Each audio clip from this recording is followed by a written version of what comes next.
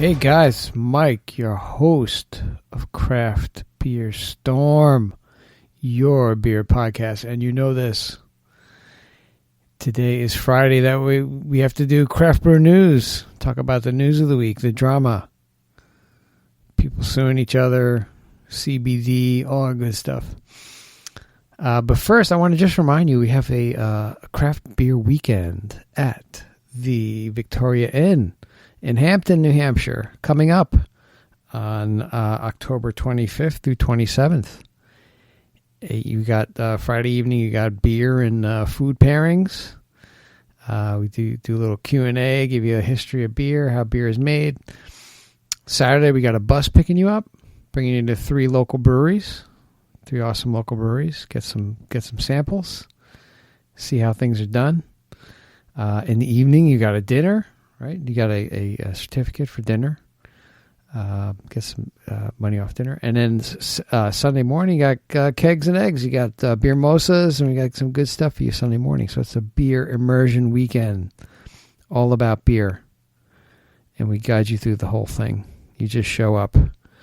Victoria Inn has great rooms. You can stay there, or if you live close by, you don't need to stay. We give you a package separately. It's a pretty good deal. Go on to www.craftbeerstorm.com and click on the link. And it'll take you to Victoria Inn, and you can get more information there on how to buy that. And your first story now is AB appeals no corn syrup ruling. This is the drama between Miller Coors and Anheuser-Busch. So Anheuser-Busch is appealing a preliminary injunction granted to Miller Coors that would block the company from selling Bud Light in packages that contain no corn syrup language and an icon starting March 2nd, according to the Media Post. And that's a whole war between them, and Anheuser-Busch is accusing Miller Coors of putting corn syrup in their beer, and Miller Coors says, you're full of it, and we don't do that. Goes on to say, federal judge William Conley last week modified an existing partial preliminary injunction awarded to Miller Coors in May, which blocked AB from displaying certain Bud Light billboards and television ads that he deemed misleading. So the judge says it's misleading. He granted the injunction, so Bud Light cannot put no corn syrup on their cans. And there you go. The drama continues between them. Coors Distributing Company, another story. It's adds distribution of CBD infused beverages in Denver. The whole cannabis CBD THC story is unfolding. So Coors is getting into that, and Coors Distributing is taking a step into the growing CBD infused beverage category, announcing Friday that it will begin distributing products from Colorado's best drinks in the Dram Apothecary. Coors will provide distribution coverage for CBD and Dram across the Denver metro area, where it services more than 1,000 accounts, DeGraff said in the email to BevNet.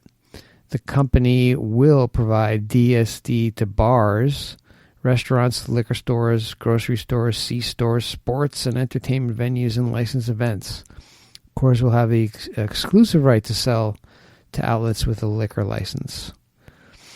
And according to Fulton, Coors will take on around 40,000 cases of that product off the bat. And the two companies have preliminary discussions about extending the distribution agreement beyond the Denver area to include other regions within the state. So Coors is getting into distributing. And I guess they have their own distributing company. That's interesting. I didn't know they had that. I guess that's smart of them, right? Why pay a distributor when you can keep control of it? That's cool. CBD's coming out to you, Denver. Founders, next story. Brewing sale valued at $198 million. The Spanish brewer Mahou San Miguel paid $198.8 million to acquire an additional 59% stake in Founders Brewing Company this year.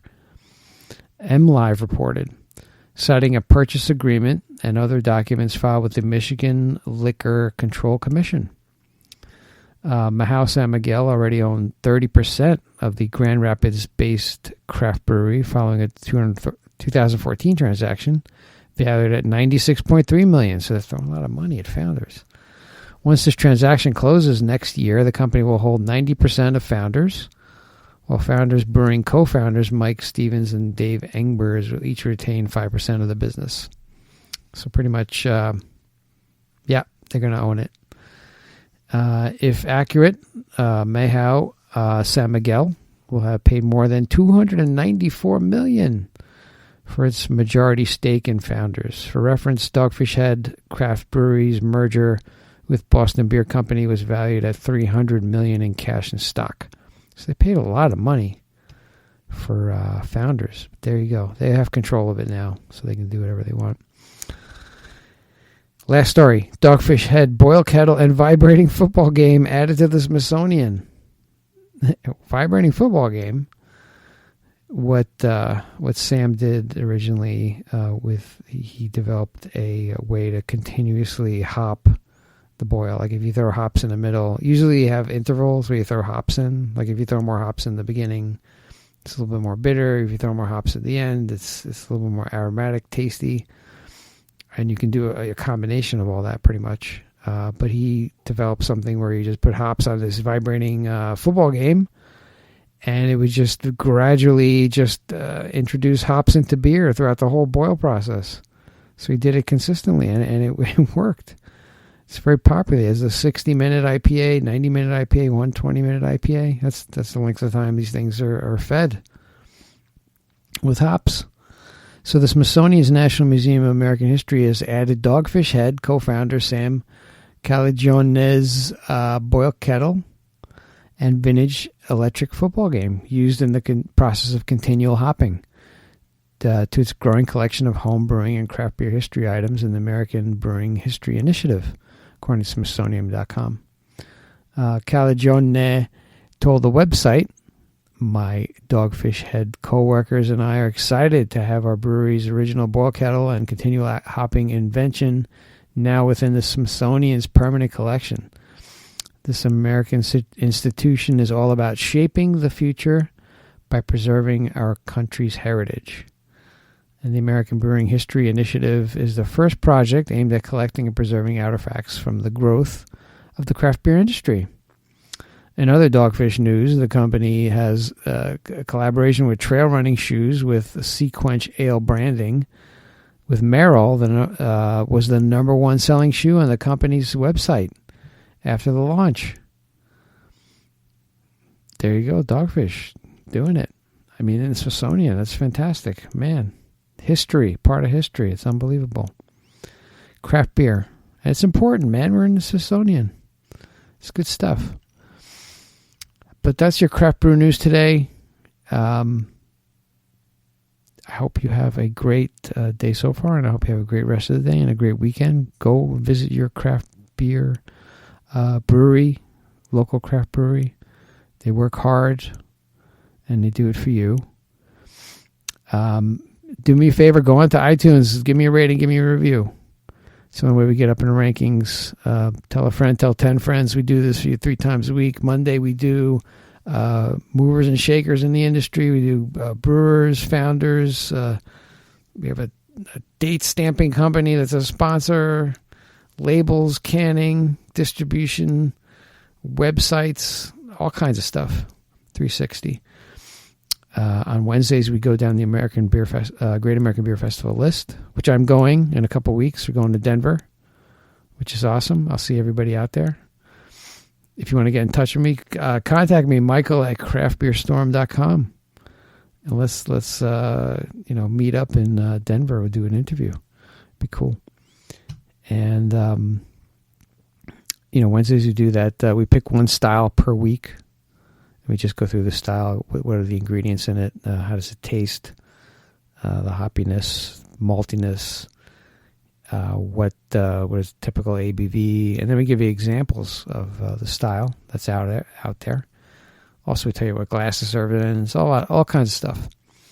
And then on Friday, like we just did, is Craft Brew News, the drama that is craft beer, but it keeps the blood moving, so it's good.